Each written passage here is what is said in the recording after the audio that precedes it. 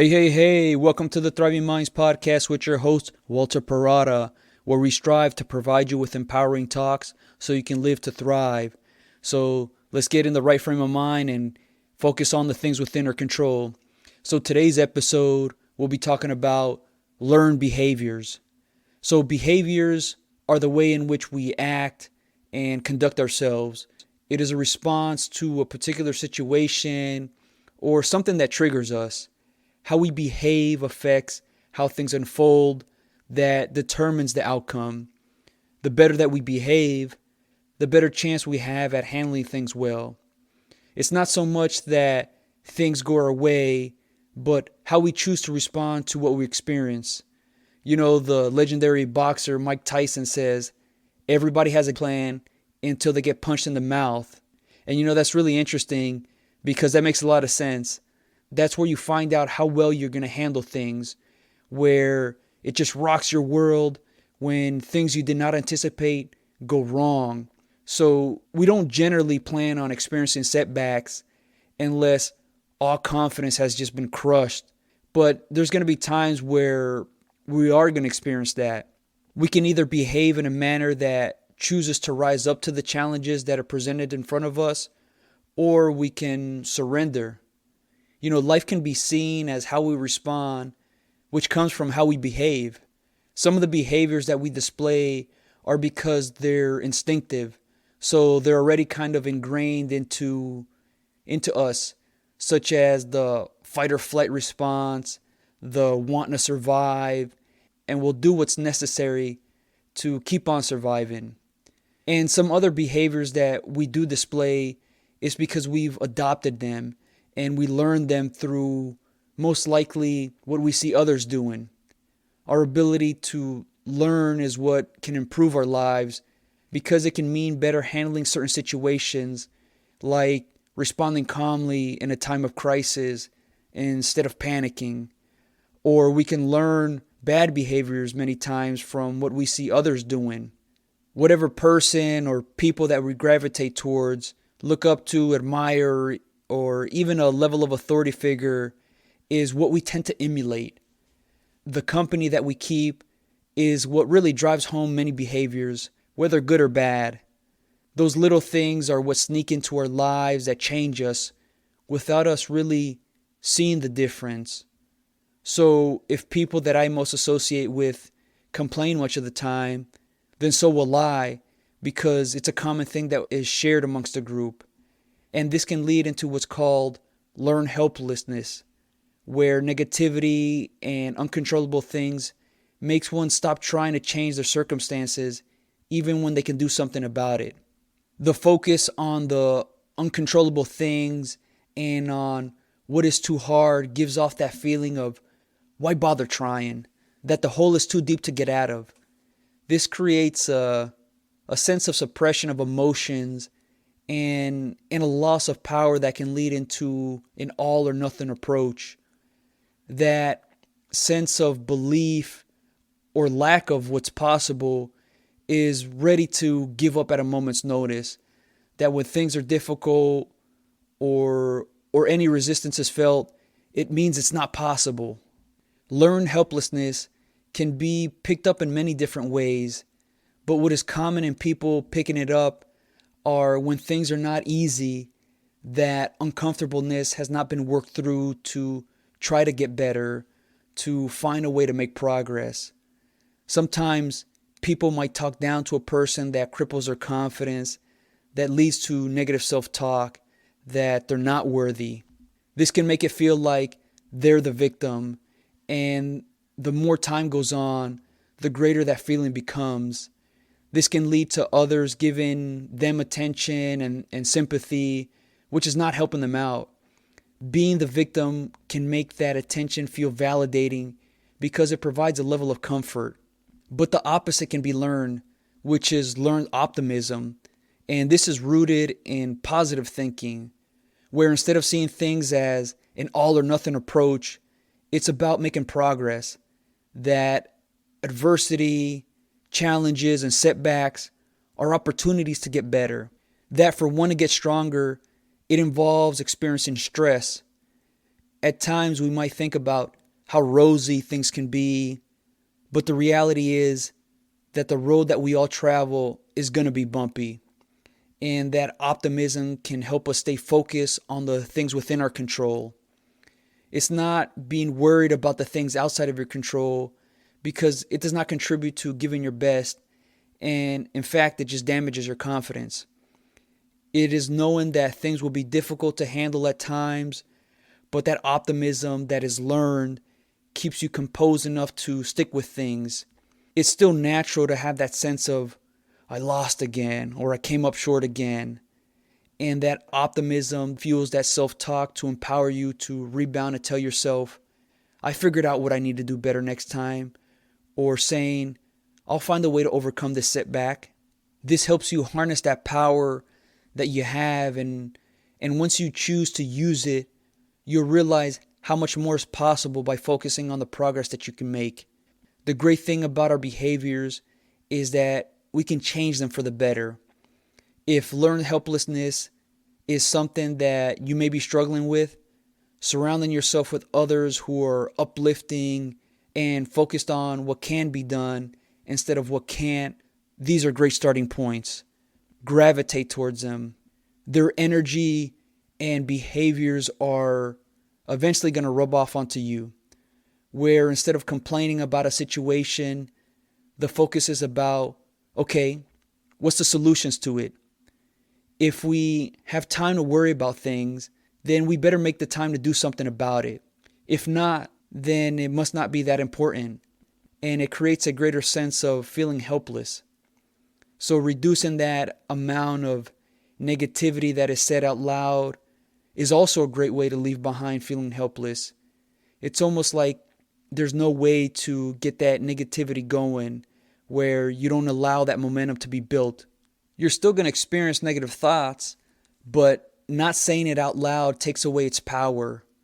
Instead, when things turn out poorly, challenge yourself and say, what am I going to do about it? Complaining and excuses will not help me get through this. Evaluate what other behaviors contribute to feeling helpless and work on them one at a time. It might help to write down what behaviors you want to incorporate and actually practice them. This ingrains it into your memory and has a better chance of sticking. This gives you a general map of the direction you will take your life. Without knowing what you're striving for, there's a greater chance of feeling lost because you're not sure if you're headed in the right direction. And without any direction, there's a tendency to fall into negativity because it's human nature to self-doubt, where it reminds us, are you sure you can do this? It's trying to keep you safe. So the behaviors that we pick up are done through cognitive learning or through habitual learning. So cognitive learning involves assessing the situation, the environment to determine which behaviors is needed to help. If you think about shooting a basketball for the first time, the tendency to pause helps us evaluate how to do it. So it makes us wonder, how do I get the ball from my hand into the hoop? So paying close attention to having steady hands, determining how far the ball needs to be thrown, how high to throw it, and how much force to use are important points to help make it in the hoop. This learning is flexible that helps us remember certain things for future actions. While it can help to see others do it, ultimately we have to go through that way of processing what exactly we need to do. And then there's habitual learning, also known as conditioning. When an action repeatedly forms a certain outcome, certain behaviors are controllable, where we have the power to say yes or no to a certain set of actions. Sometimes it can feel that many of our behaviors are uncontrollable, but that's because maybe we haven't given it enough thought to see how it can be managed. So while getting angry at someone stealing something from you, it might cause the urge to want to knock them out, but you can choose not to give in to that behavior. It will be difficult to resist, but it can be done. There are other behaviors that are uncontrollable, where anxiety arises in certain situations that can cause excessive worrying, restlessness, difficulty concentrating, or similar things. These types of behaviors are much harder to change, but they can be managed in certain ways to alleviate some of that pressure. By knowing this, it helps us realize that we can develop ourselves. The debate of whether leaders are born or made is not solely you are as is.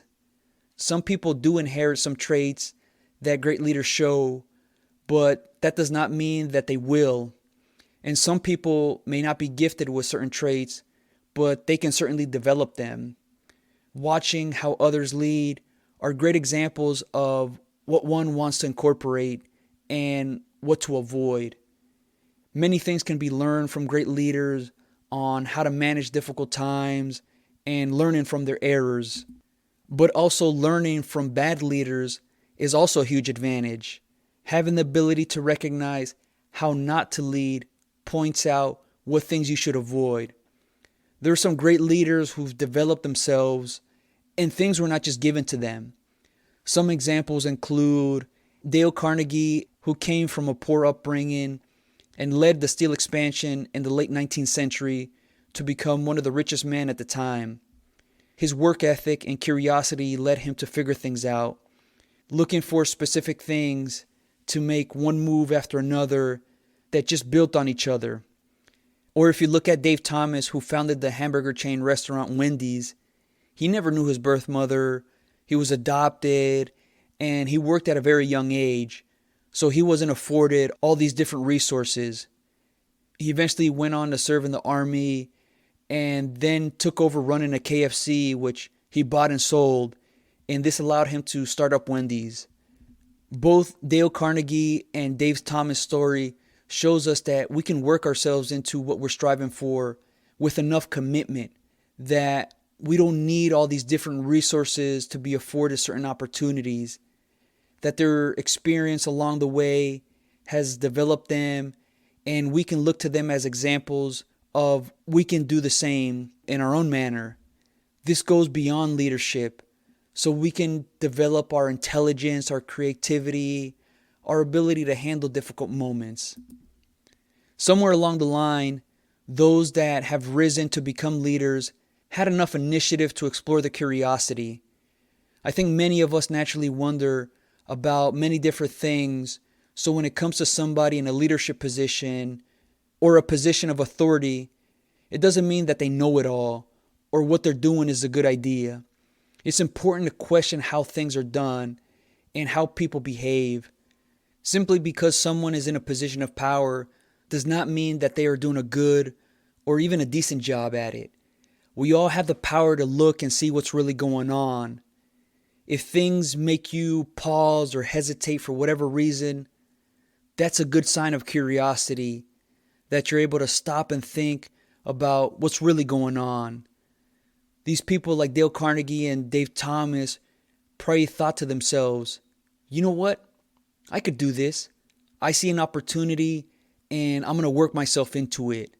That it's not just an overnight success story, but a long journey that requires a lot of learning along the way. And they picked up behaviors that helped them into what they became. If we stop to just look at their end result, it can seem very monumental, which they are, but many times we don't see the process of what it took to get there, that those days, weeks, months, years, and even decades that it took to work themselves into their situations. That the term that we're not born knowing and we just learn things along the way is something that should be at the forefront of our thinking. To understand that it just takes time to get a grasp on things. Focusing on the fundamentals is enough to get you going. And sometimes when we look to compare ourselves and others might be making more progress or are just advanced in certain areas than we are, there can be a tendency to feel bad about ourselves, where we wonder, how come I'm not at the level of what others are at? And this can lead into certain behaviors that hold us back. Unaware of these limiting behaviors is what causes us to remain stuck. Instead of comparing ourselves to those that might be a little bit more advanced than we are, leverage that and say, what are they doing that I need to do? There's nothing wrong with following a particular game plan to help you out.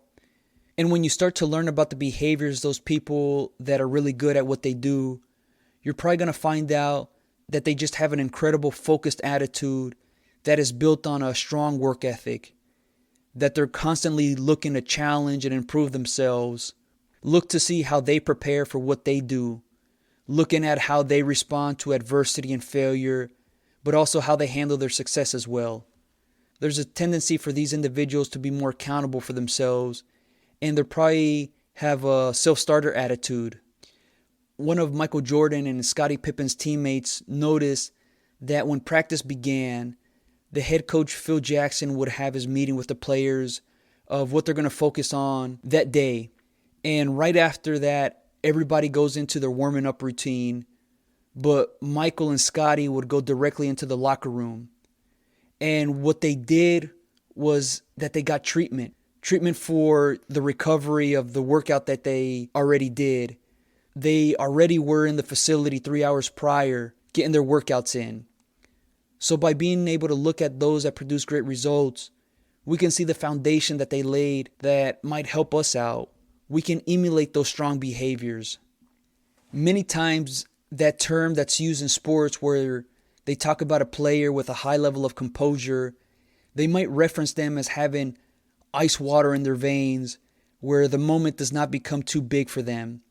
In some cases, some of these players are a bit more inclined to be able to stay composed and others not so much. But what we can learn from how we can come to incorporate certain behaviors is that we can develop that level of composure where the moment is not too overwhelming. So we got to remember that when we see an incredible performance where it seems like a particular player is showing no pulse, that they're not in the least bit nervous, we're only seeing kind of the final product. What we don't see is the months and years of preparation to get to this point.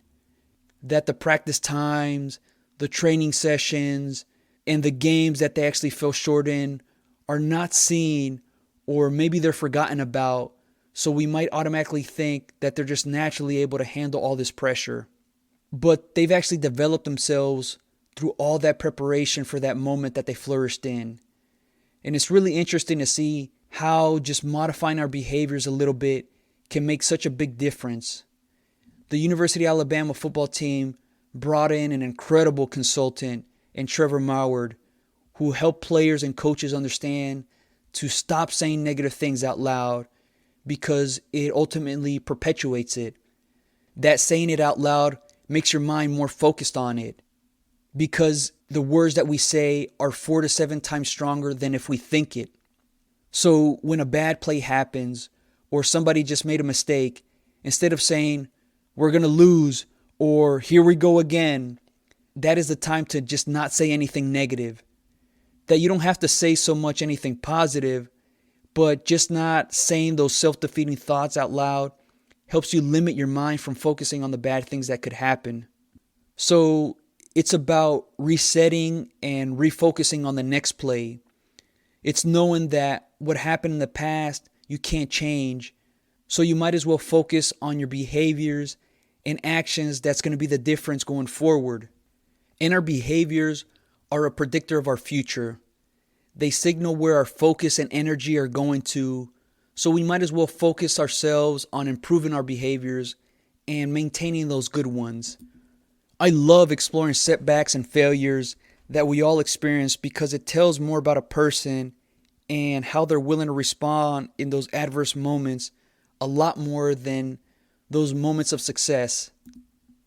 It's so easy to talk about all the good things that we've done, where in a sense, we kind of only look at the good things about ourselves, and that makes it much harder to confront those weak areas that we have.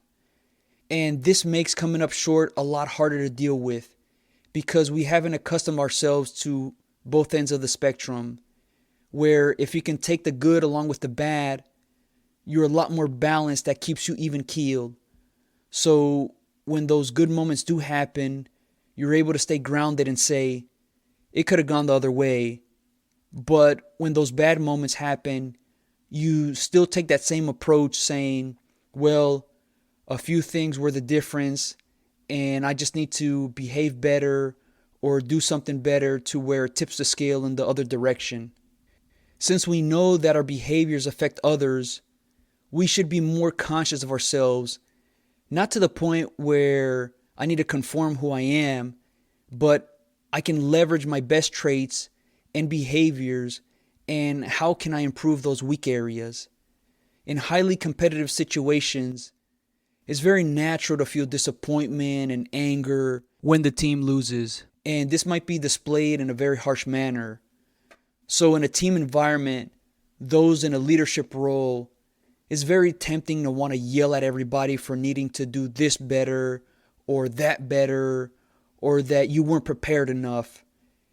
And this can lead to alienating certain teammates from wanting to give their best.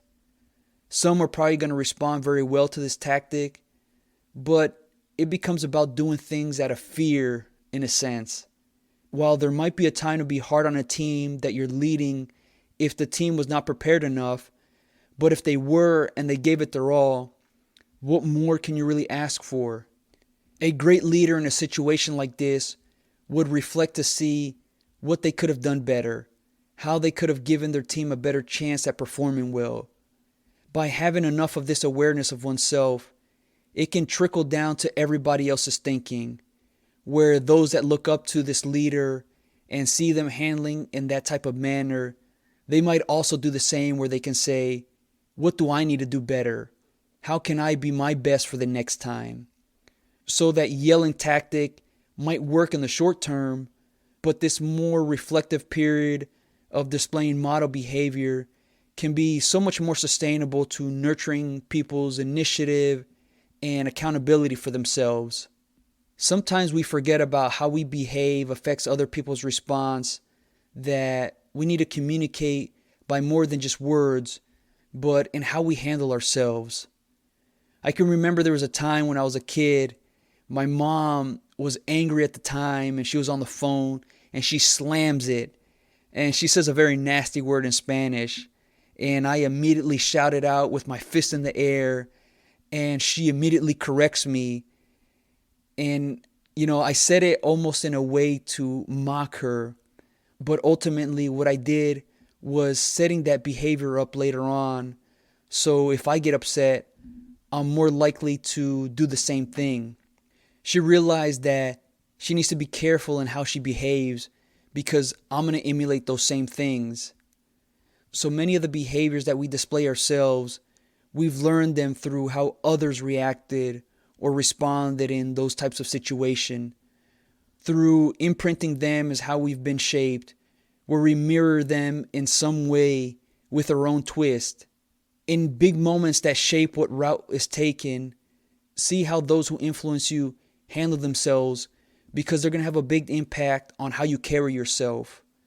When my parents got divorced, there's a huge moment for me where my dad would take me and my sister out on weekends. And this one weekend, we waited for him. And my mom told me that he had to work. But I guess she saw how disappointed we were. We wanted to spend time with him and go out. And she eventually told us what happened is that he was brutally assaulted the night prior. And we went to go see him. And his eyes were just bloodshot red. His face was purple and it was just so swollen. I was just in a state of shock and confusion. And I can remember my mom telling my dad, go file a police report, that something has to be done, but he didn't do anything about it. And I started to see him in a different way, almost to the point where I lost respect for him. Seeing his response or the lack of it made me move away from wanting to be like him. In a way, I think my dad learned how to be helpless, and I moved away from that I would do what I could or find some way to move forward instead of being like him. I obviously felt bad for him, but I said to myself, I don't look up to him. It hurt to come to this realization And even the way I communicated with him changed, where I would distance myself from him. So his behaviors pushed me the opposite way. Moments like this hurt, but being able to recognize letting go of the things that are not serving you can be monumental. Our behaviors are not set in stone. We can always learn new ones to kick those bad ones out. We can figure things out to make them comprehensible, to work for us, and consistently conditioning ourselves to have a default response. While certain behaviors are going to be difficult to incorporate, just be patient with yourself and know that it takes time. Get in the habit of catching yourself when you do fall into certain pitfalls to move past them. Reset and refocus so you can come to understand that what happened in the past, you can't do anything about it. But you always can do something about right now.